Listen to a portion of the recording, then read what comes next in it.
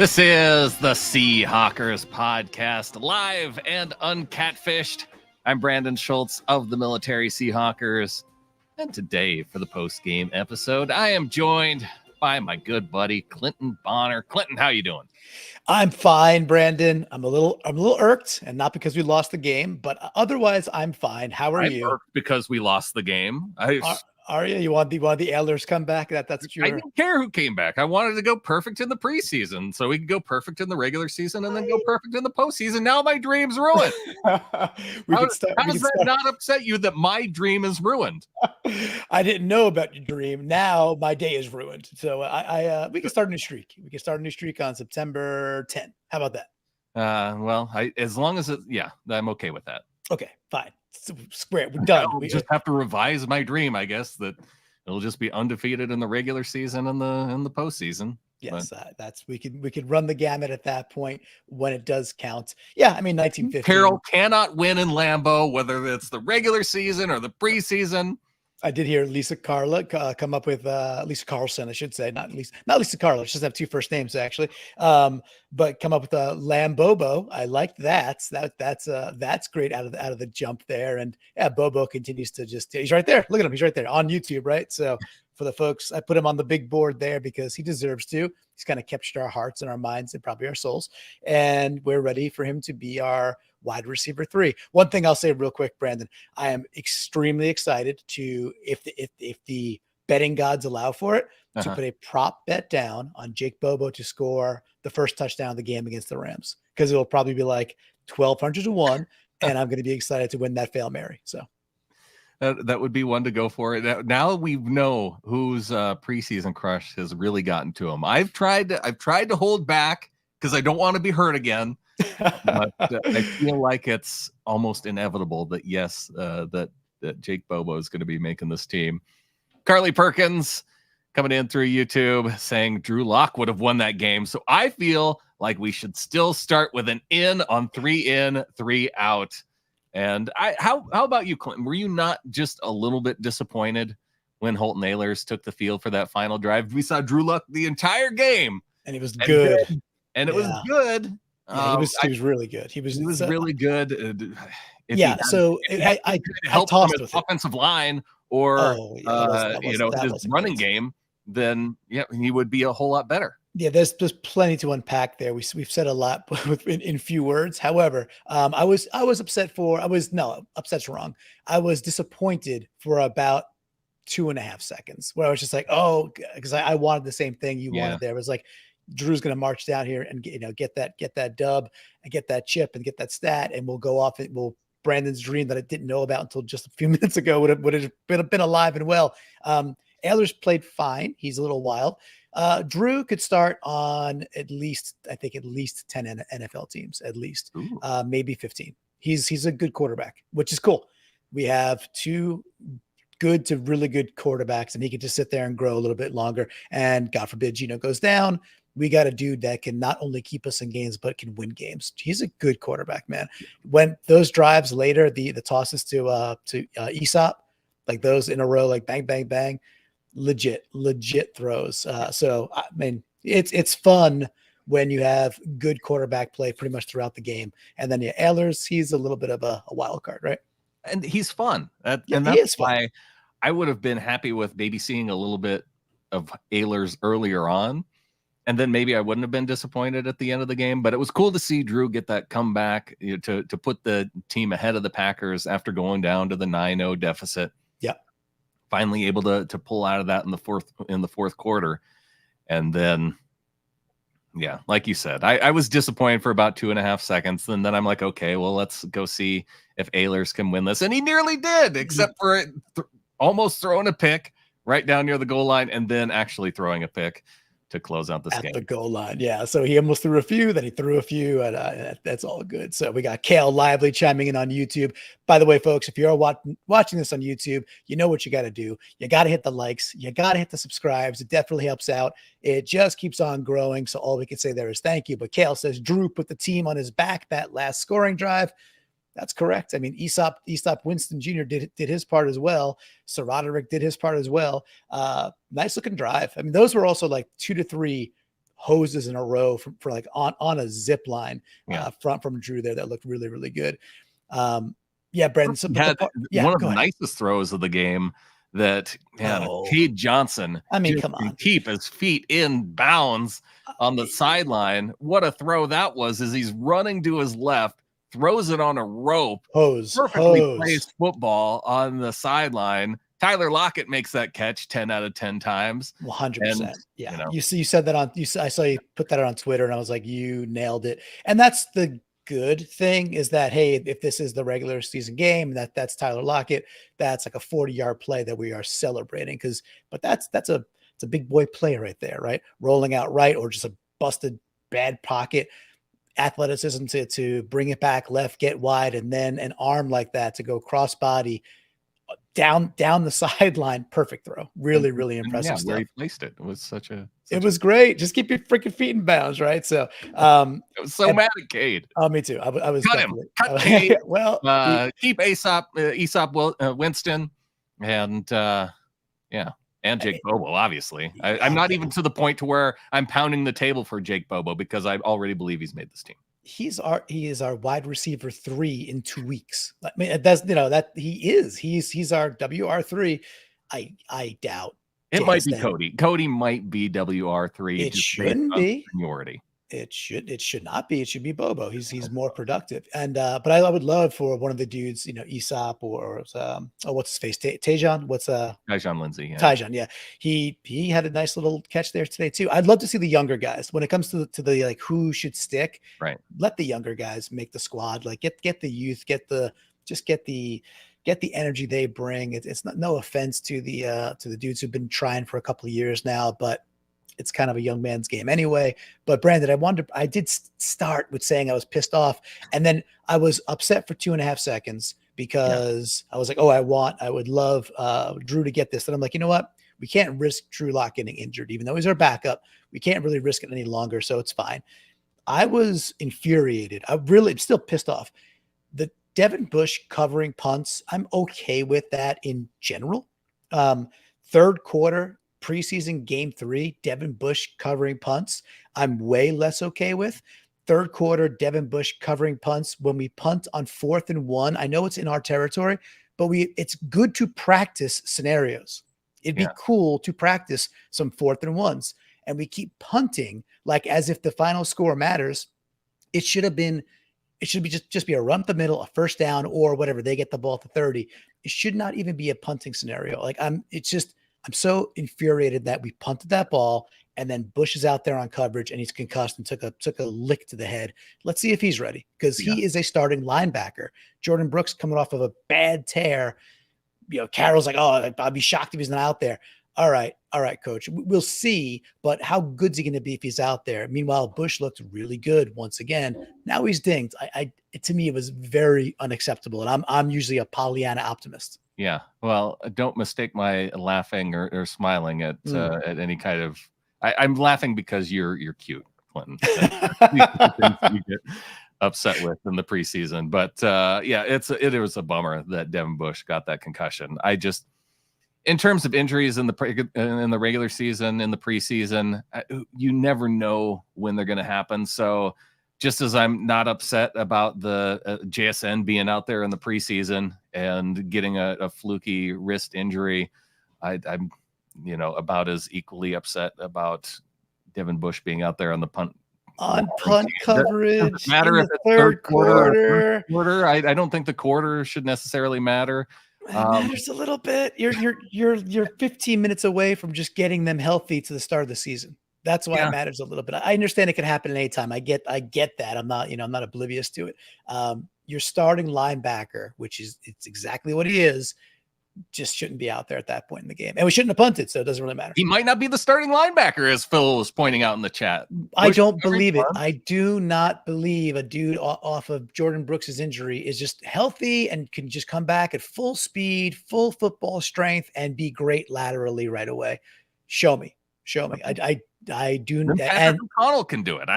That's fine. He was pretty good. I mean, that to me is a more logical argument, because Patrick O'Connell, getting to some of the dudes who did play pretty well early, he looks very capable, right? It's just like I don't lose sleep over Patrick O'Connell out there, so maybe I should calm down about my Bush take. And the one that I think that you're more correct on, because with Bush, I mean, he has no seniority on this team. I wanted to see as much of him from the preseason as possible. I wasn't. I mean, could you be mad that Mike Jackson was still out there going deep into the game, because it actually looked like he needed the work? Trey Brown probably needed the work because he might end up being our starting left corner now that we've seen the way Mike Jackson's played through the preseason. So there's a lot of these guys I look at as this being a stress test before going into the regular season. Like, how much pressure can we put on these guys to see what we need to see going into week one? The list of guys that I don't need to see in the preseason is really short. It's like DK, Tyler, Bobby, and maybe a dude or two on the defensive line. It's and Quandre, there's just not a whole lot of guys that I can say, I don't really need to see him out there. And to your other point, I would like to see the starters out there then when they're doing those 4th and 1, because do I need to see whether or not Drew Lock can convert to Aesop Winston on a 4th and 1, or Sir Roderick Thompson can get the first down on a 4th and 1? Probably not. But I do need to see it if it's Geno Smith out there and Kenneth Walker and some of the starting receivers. So if it were the starting group, I would like to see more practice with those 4th and shorts. Yeah, because I don't think we were specifically great at them last year anyway, just our short game in general. That's okay. Hey, we got 2 weeks now, like two weeks in a day, and we'll see what shakes. But another injury that also popped up is Derek Hall. That's and looks like an AC joint, so it's a shoulder sprain type thing. I think you get that when you kind of fall hard directly on the shoulder is the way I understand AC joints kind of get hurt. I don't know if it's his left or right. I don't know. Do you know? I don't know which shoulder it is. It's just a shoulder. Yeah, it's he's got a shoulder, right? The challenge for me with that is, like, regardless of athletes like these guys, they heal quicker than most, right? So you get like, AC joint, typical human, 6 weeks. These guys, between their training, their strength, and then what they could take in their body, the injections to get them ready, he could very well be ready for game 1. However, his game is such strength. His game is getting his arm and pushing dudes off to create space right now. And I start to worry a little bit about that. It's like he might be ready to rock and roll, but where's his shoulder strength after 2 weeks of not using it or 3 weeks of not using it? That's a pretty crappy injury. So that one dings a little bit too. What did we get through here? Jarek Reed. Who else? Was like, is he the only person who didn't get injured from our draft class? Is it just Reed? Reed might be the only one who made it, right? Yeah. It's insane. Chardonnay, I suppose, got hurt for a little bit early. He's coming out of the preseason healthy. Yeah. Although, Kale's a little bit worried about Charbonnet. Are you a little worried? It's a good question. Kale Lively, we put it on screen there on YouTube. He says, I'm not the only one worried about Charb. He doesn't seem to have it. My take on Charbonnet from what I could see so far is he's not, Barry Sanders, he ain't. No. Right? So the ability to create, or even Kenneth Walker, he ain't. The ability to create something out of nothing, that's not probably going to be his game. Just doesn't look like that's what it is. Can he be very effective? When there's decent blocking, we saw that last week, right? He got some good seal blocks, and the way he goes, he could read the line very well. When nothing's there, he's not gonna manifest it. So he's not gonna be that kind of like magical running back. So I'm not worried. No, to answer the question for Kale, I'm not worried about it. But am I rip roaring excited about Charbonnet heading into the year? Not really either. So that's kind of like, okay, we'll see what the real game brings when our legitimate offensive line's out there, and it might be really, really good. We'll just have to find out. What about you, though? I think that it's tough because we haven't seen a ton of him behind the starting offensive line, and like you said, I think if those holes are created, he's pretty good at finding them. It's just he's not very good at creating if there's nothing, and that's one of the things that we have with Walker. And Charbonnet, he's got to make that transition from college, running behind a college line, to running behind an offensive line. Those holes are going to be a whole lot smaller. And I do like his ability to catch out of the backfield. Pass blocking, I don't know if we've seen a ton from him, but he might just end up seeing more work when it comes to third down if DJ Dallas makes the I team. think he's going to end up.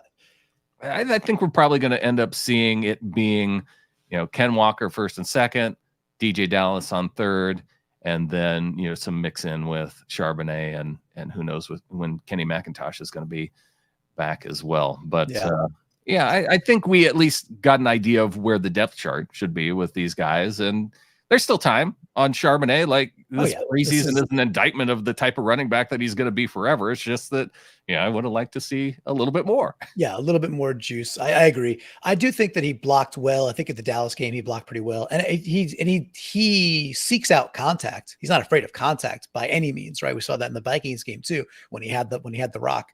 So I think he will mature and probably work his way into that third down situation, because he does have good hands. He certainly could catch out of the backfield. I'm pretty sure he could block pretty well. So it'll be, hey, I think we're okay at running back. And Kenneth Walker did not have to play. He's healthy, and he's a dude who could create more with less. He'll take the 6-yard loss every now and again, but sometime in the game he's busting out a 20+ yard run when there was nothing there.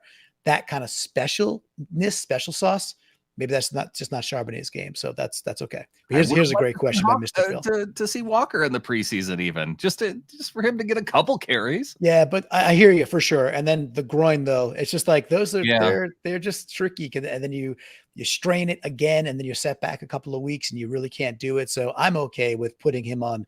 I saw enough last year. I know what kind of talent that dude is. So, but I hear you. Mr. Phil has a great question. Why don't you take it, Brandon? Yeah, Gotel or Perry or Gotel. Gotel might fill the bigger need on that defensive line. I think you might be right, Phil. Just because of the depth behind, with Jarek Reed being the nose tackle for one anyway. I don't know if he's necessarily it's so hard because of what we've seen in the past with big Captain Thigh Arms Al Woods. That it doesn't feel the same with Jarek Reed. Can he play the spot fine? Sure.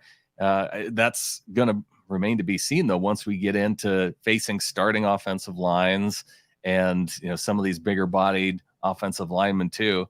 We did get to see plenty of the Packers starting offensive line in this game with Love coming in behind center. And we got to see some Gotel, who was a late add to this team. I think he was on either the practice squad or he was on the preseason team, so they're familiar with him. And with Cam Young having a calf strain that's lingered on throughout the preseason, we haven't seen anything from the rookie. He might be the guy. Yeah, because who knows when Monet's going to be back.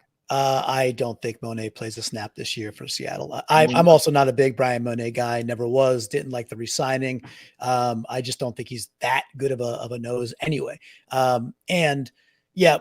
Gotel, Hotel Gotel Holiday Inn, like he played pretty well, right? The dude played pretty darn good. I still like what I see from Roderick Perry too. You had some like junior thigh arms in there. Yeah. Was it Gotel or Perry that got the batted down pass? Like came around, beat the center. That was Perry. Yeah. That was a nice play. But it's like, hey, some combination of those dudes like Voltrining together a bit. Like if they are pretty much the same guy, I don't have like my heart's not in some place, or I'm like, well, I like Perry better, or I like Gotel better. They both shined in different moments for me. They both seem like they could do very similar things. Cool for us. Redundancy is a good thing in a system instead of like a single point of failure. The challenge is going to be like both of them are not making the team. I would imagine one will because of the scarcity. So I just got to trust that the folks paid to evaluate know what they're doing, and they'll make the call. But they both help themselves. And Gotel really had probably the bigger game in terms of volume and plays. That might just be opportunity as well. But I think last week it might have been like Perry's got the small checkbox advantage. This week it might be Gotel's got the small checkbox. So they've got some choices to make to get down to that 53. Either way, I feel a little bit better about the nose, knowing that we got two dudes there that I think can play NFL caliber football behind them. And I didn't know that really 3 weeks ago, to be honest.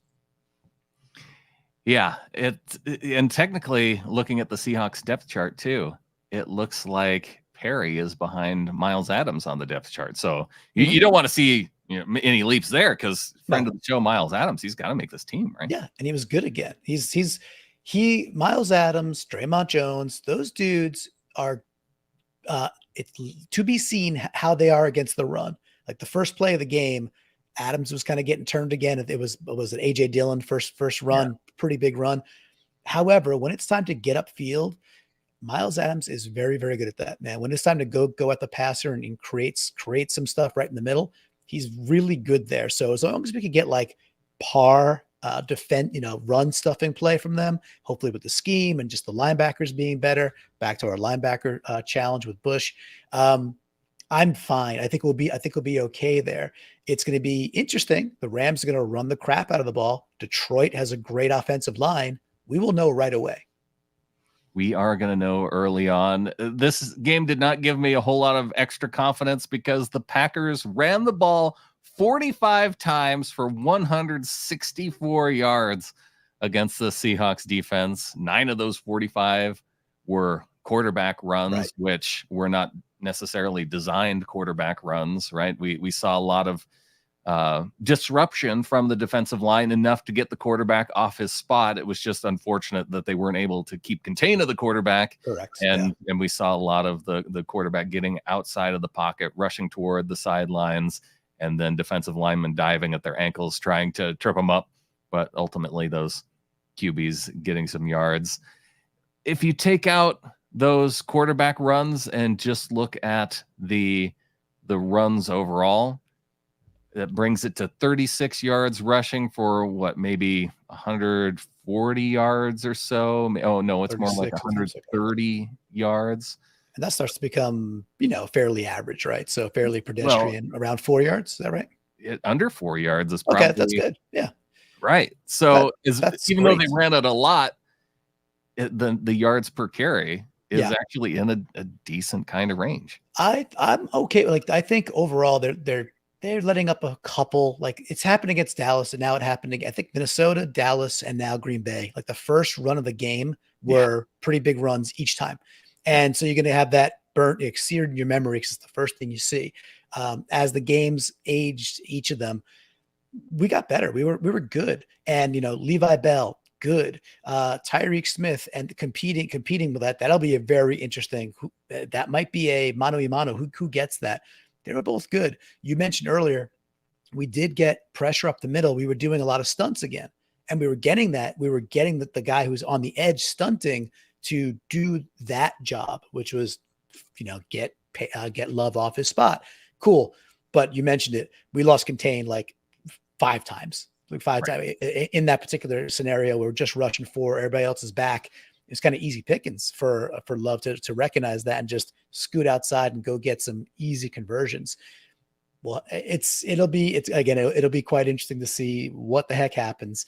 3.6 yards per carry. Oh, that's what okay. The Great. Defense held them to.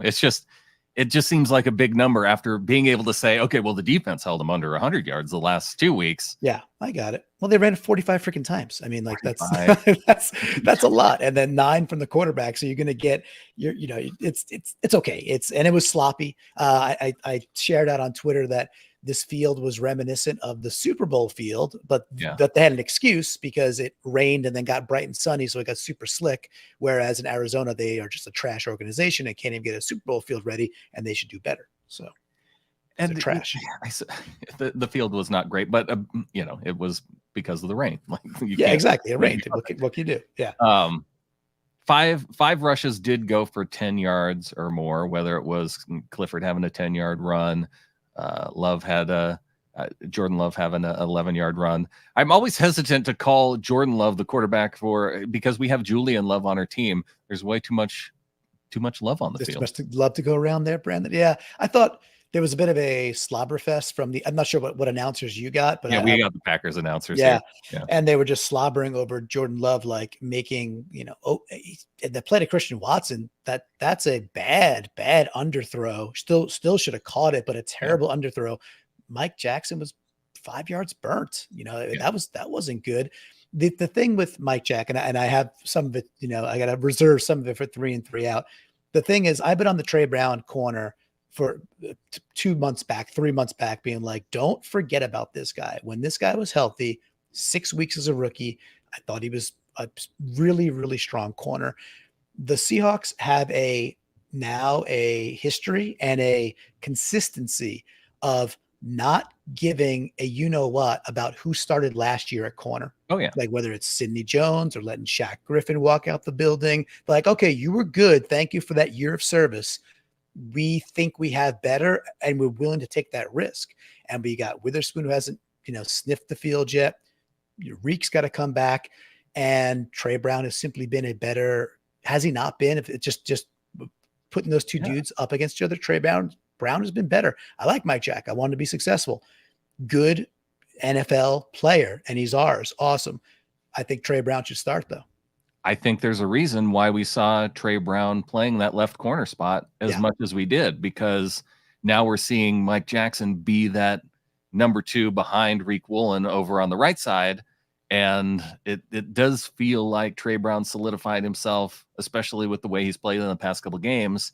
And then I think we should talk about Artie Burns. Yes, please. Being able to be the guy who can be that nickel corner then until we get Devin Witherspoon back and healthy after his hamstring.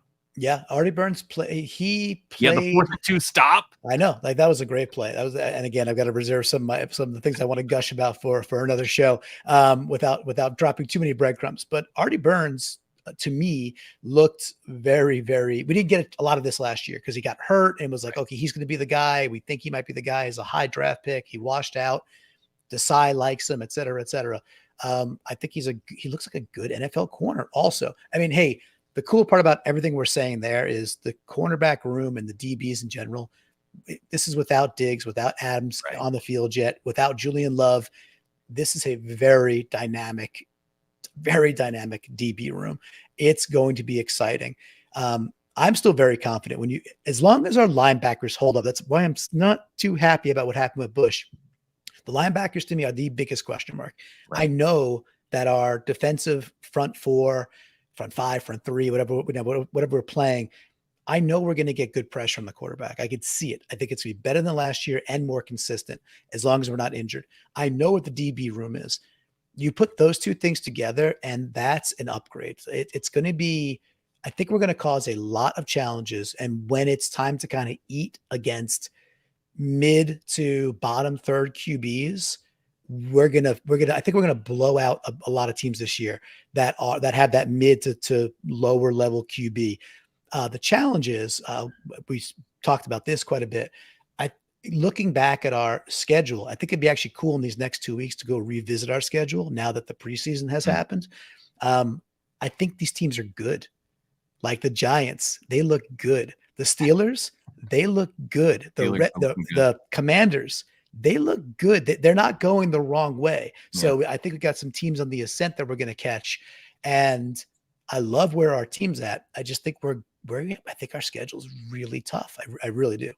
Well, and I think this team could be on the ascent too, because for sure. Even though with some of the issues that we've complained about with the defense, whether it's keeping contained on the edge in the run game, that's something that could change once we get to the regular season. The linebacker depth, that's going to look a whole lot different once we see Bobby Wagner back out on the field, and with the corners too.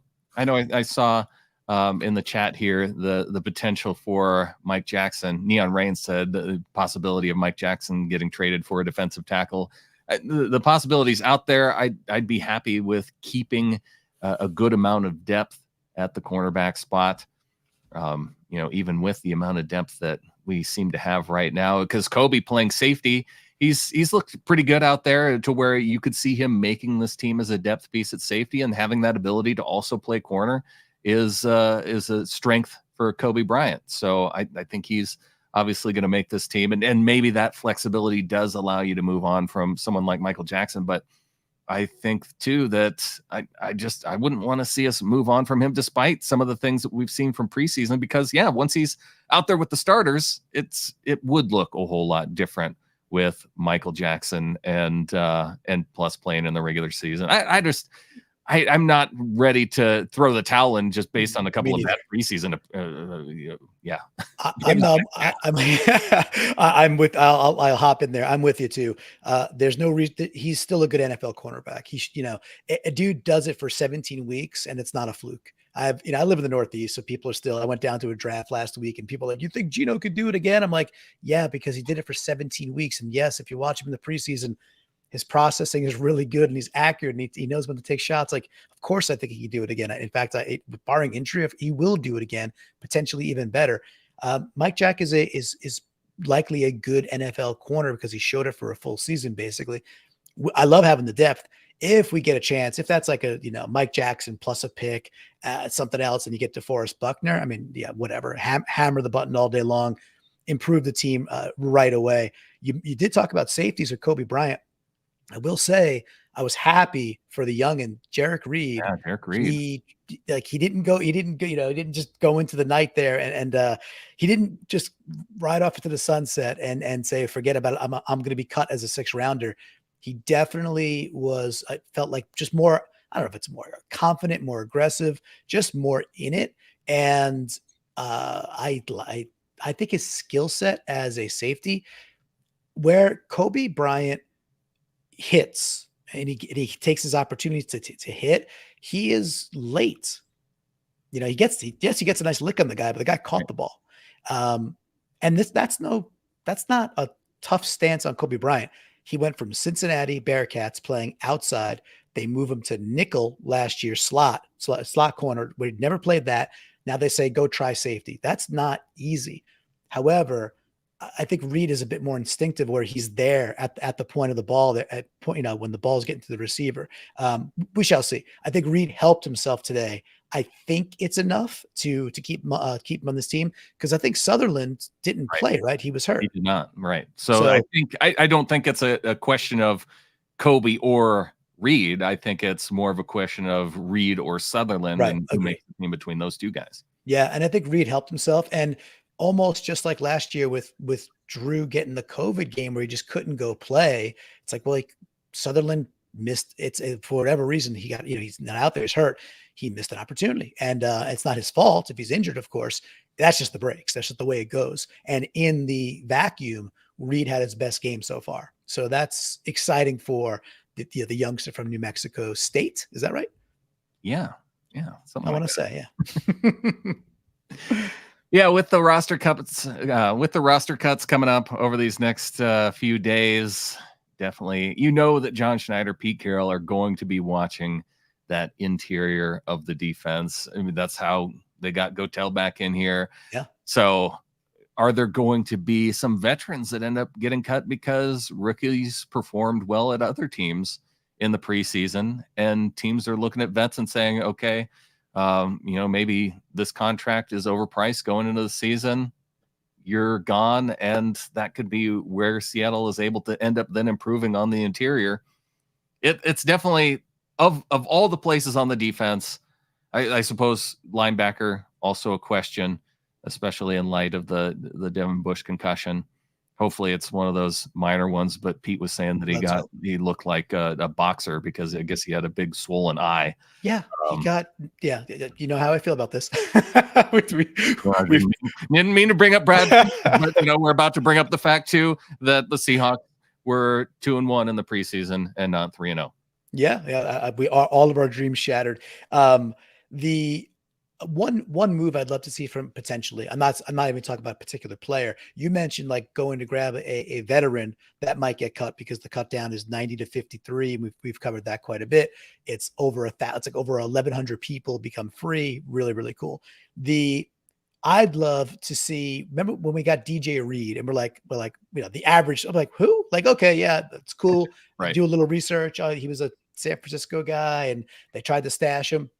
I wonder if there's a little sneaky Pete, sneaky John, where they're like, yeah, they go get maybe not a vet, but they go bring in some 24, 25-year-old, year 1, year 2 guy who is a nose tackle that someone tries to go stash and they go yoink and they say, nope, we're not letting you stash them. That'd be cool. So we'll see what they do. There is one more player I really wanted to talk with you about too, Brandon, if we got a few more minutes. Oh yeah, let's go. So I thought it was cool. Number one, I don't think Evan Brown played a snap today. I'm not sure if he started. I don't remember. I wasn't watching the O-line at the very, very beginning too tightly. That's okay. That's great. I want the bubble wrap and go, go. I don't think we really saw anybody. Well, Phil Haynes must have been out there because I saw him walk off the field. Yeah, Phil Haynes was out there, I think, for a bit. Our O-line depth, I'll get to a good thing in a second. Our O-line depth at the left side is really bad. Yeah. It's specifically in the run game. Forsyth and Island, they're not good at blocking people, and that's their job. so pass blocking, yeah, a little bit better. Run blocking, they had some issues in pass blocking too, though. Yeah, they were going up against the ones for the Packers. So I get it. You have Van Ness out there. They're going to be going up against the ones if somebody gets hurt, and then they end up playing. That's the point. That's exactly right. The O-line depth on the left-hand side is not good. So we got to stay healthy there. And of course, you've got to stay healthy. It's a wish. The other piece, though, but I did think that Olu, we had those back-to-back plays with DJ Dallas where it got that spark going, and Olu was moving bodies again. And whether that's a 2 or a 3 at that point, still cool to see. Evan Brown did it last week versus the Cowboys. Olu did it this week. We have depth at center. We have 2 better centers than we had in the last couple of years. That's a big plus heading into this season. And that allows you then, if a guy like Phil Haynes ends up missing time as he has historically, then, maybe Olu can come in and play center. Evan Brown can bump over to guard, and then you can work your depth out that way. And because I'd be concerned about our depth from what I've seen from Bradford too on the at the right guard spot in the preseason. So very, very hit or miss, it seems. Yeah. He has some smashingly good plays, and then he has like things where it's like I don't know that he understands he's still playing football in some plays, right? So it's just and that's obviously harsh, and but that's how it felt. It's just like sometimes he's just not even on. It's like a cone, and other times he's pancaking guys. So it's cool. You see the upside is there at Bradford, but he is not down after down ready.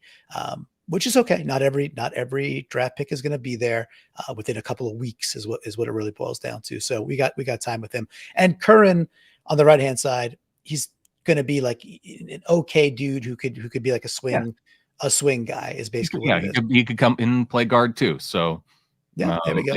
Curran's solidified his spot. Wicked Garden saying Forsyth could be cut, in my opinion. I don't disagree, especially if there's a good swing tackle out there that they can go, not even good, a okay swing tackle out there that they can go grab, that they just know is like C- or it really like C- good. You could be like, okay, in the God forbid, if an emergency break glass, if Cross goes down, it wouldn't be the worst move to go get a better floor kind of guy, like a base kind of guy on the left-hand side. Yeah, I actually like Stone better as a backup right tackle than backup left tackle.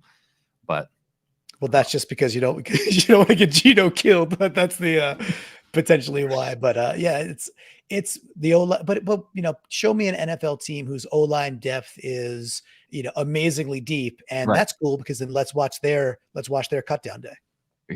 Yeah, and Forsyth has been able to stay healthy and available relatively. So. He has that going for him, which is nice. It's minor criticism, I feel like, going into the season. But yeah, we want Charles Cross to stay healthy for sure. Yes, we need that for sure. But I think all in all, though, like just to kind of put a bow on today in the preseason, a fun one. It was fun. This was a competitive there's even going back a couple of weeks ago, think about a couple of names that, Patrick O'Connell, Levi Bell, I'm sure there's, Aesop there. And I know people knew that they were on potentially a path to competing. Bobo. I mean, right. There's quite a number of players who are going to be on this 53 that's 3-4 months ago, either were not on the team at all, or 2 months ago, were not on the team, or even when they were signed as UDFAs, it was like, where do you put the line of UDFAs to make the team? 1.5, 2.5? Well, Bobo's making the team, right? Yeah. O'Connell's UDFA, probably making the team. Levi Bell's making this team, I think. I guess that's where the 2.5 would have to be where the line is, because I don't know. About Bell. Yeah, I hear you. I don't at all hate Tyreek Smith at all. I think he's pretty good. Yeah. So maybe Although, maybe the line too, because Winston could make this team. Yes. The line might be 3.5 then, because I look at Sutherland being as a bubble undrafted free agent who could make the team, Levi Bell being a bubble guy, and I guess Winston would also be a bubble guy, but which one of those bubble guys is going to make it out of that group of 3 bubble guys? Right. The bubbles, one of the bubbles is going to burst the bubble guys. The bubbles sure. is going to make the team. And O'Connell, I think at this point, specifically again, if our starting linebacker can't start in 2 weeks, we need linebackers, right? So that, and then I don't know if any of the other dudes on the nose tackles who we're talking about, Perry. Is Perry a UDFA also? I'm not sure. Perry he's been in the league. Browns, right? Yeah. Gotcha. And I think he's not technically on the depth chart as nose, but I think he could play nose. I mean, okay. Yeah. If Jarek Reed can play nose, then if I could change, you could change, everybody could change, right? So that's fun. But it was a fun preseason. It was. We're not very healthy. However, we got a nice 2-week gap. Let's hope that we just get as healthy as we can be, so that we have our best version of ourselves ready versus the Rams, because they're going to bring it. And it was a fun offseason. This was a lot of fun, and now we get to kind of take a breath, reevaluate, and start to focus on game 1. And that's pretty freaking cool. Thanks once again to everybody who has tuned in live. Be sure and hit that like button before we get on out of here. Subscribe to the show if this is your first time stopping by and coming across this show.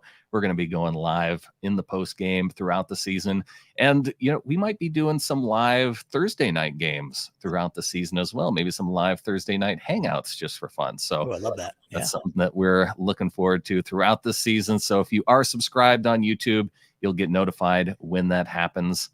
The Seahawks in this game, they don't get the win, but gosh, they almost did, with Drew Lock getting the late go-ahead score, with Holt Nailers almost bringing this team back after the revenge game by Alex Magoo, getting the touchdown to go ahead with the team and getting the win 19-15 for the Green Bay Packers. Yes, I think with that, there's only one thing left to say. Go Hawks. Go Hawks.